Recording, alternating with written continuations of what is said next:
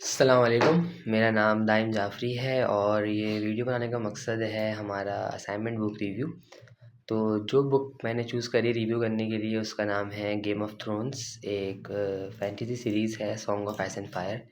तो उसका एक फ़र्स्ट पार्ट है गेम ऑफ थ्रोन्स। तो मैंने ये चूज़ करा है बुक रिव्यू करने के लिए। तो बेसिकली जो स्टोरी है गेम ऑफ थ्रोन्स की वो बेस करती है एक फिक्शनल वर्ल्ड में, वेस्टरोस के, जहाँ पर बहुत सारे हाउसेस हैं जो फाइट कर रहे हैं एक दूसरे से फॉर पावर एंड फॉर दौलत या पावर के लिए फाइट कर रहे हैं। इस बुक का जो मेन फोकस है वो है हाउस स्टार्क पे, जो बेस करता है नॉर्थ में।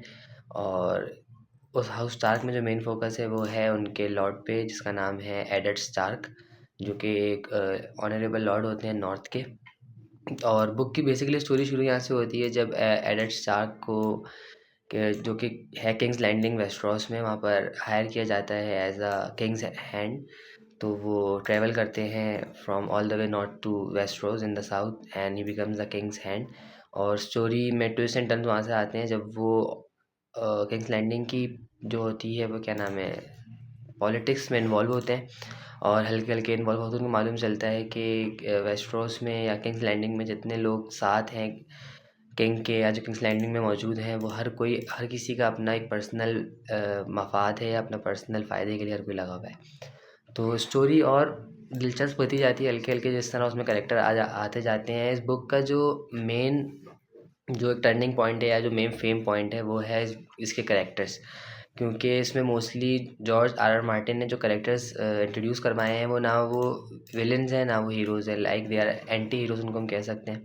दे are good and they are bad as well. So उसमें मैनी करेक्टर्स ऐसे हैं जैसे हम देख सकते हैं उसमें जेमी लैनिस्टर, टीरियन लैनिस्टर। तो इनकी फोकस जो स्टोरी के ऊपर मेन है वो इनके ऊपर जाता है बहुत जगहों पर। स्टोरी जो बेसिकली बुक की स्टोरी है वो मे बी बहुत टाइम पर एक स्लो पेस में चली जाती है, क्योंकि जो राइटर हैं जॉर्ज आर आर मार्टिन वो बहुत बहुत सारी स्टोरीज़ को एट अ टाइम एक बड़ी स्टोरी से लिंक करते जाते हैं।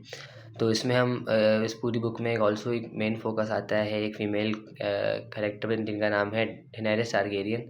उन पे भी एक फोकस आता है कि वो एक क्लेम करती है कि मैं राइटफुल हेयर हूँ थ्रोन की।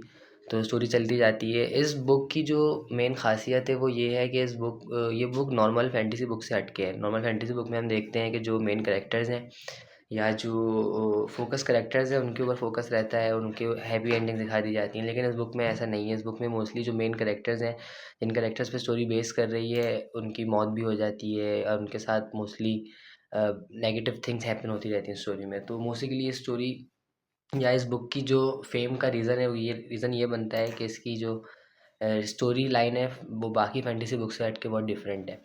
बेसिकली इसकी पूरी स्टोरी बेस करती है एक थ्रोन पे, जो कि रूल करता है 7 किंगडम्स को। तो द सबसे बड़ा थ्रोन है वो, जिसके अंडर 7 किंगडम्स आ जाते हैं। तो पूरी स्टोरी उसके ऊपर बेस करती है पूरी किंग्स लैंडिंग पे। उसके अलावा इसमें अलग अलग कैरेक्टर्स हैं, अलग अलग मोटिव्स हैं, अलग अलग पार्ट हैं स्टोरीज़ के। मेरे हिसाब से गेम ऑफ थ्रोन्स में अगर हम एक मेन चीज़ देखें तो वो ही हट के है कि वो फैंटेसी स्टोरी से बहुत हट के है। और इसमें अगर हम बाकी फैंटेसी स्टोरी जैसे हम नोट करते हैं कि हैप्पी एंडिंग और द मेन कैरेक्टर्स के हमेशा एक अच्छा फोकस रहता है, तो वो इन चीज़ों से हट के इस बुक में कहानी है कि इस बुक में जो मेन कैरेक्टर्स हैं हमने मोस्टली उनकी मौत देखने को मिलती है आगे जाकर। जैसे हमारी जब बुक शुरू होती है तो बहुत मेन फोकस होता है हाउस स्टार्क के एडेड स्टार्क पर।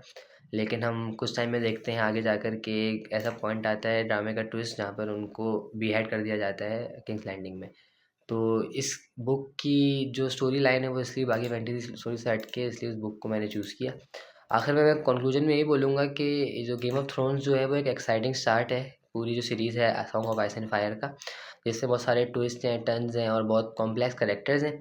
और बहुत जो प्लॉट है वो बहुत हम कह सकते हैं कि सस्पेंसफुल और ग्रिपिंग है। उसके अलावा बहुत डिटेलिंग है कहानी में हर चीज़ को लेकर। तो जो रीडर्स है वो मोस्टली इंगेज रहते हैं पूरी कहानी से, कि मे बी वैसे मैंने पहले कहा कि मे बी बहुत जगह स्लो पेस आता है स्टोरी का जब स्टोरीज लिंक हो रही होती हैं, जब कोई नया कैरेक्टर आता है स्टोरी में।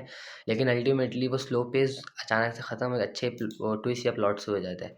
तो ये बहुत अच्छी बात है इस बुक के बारे में। तो that was the review. Thank you so much.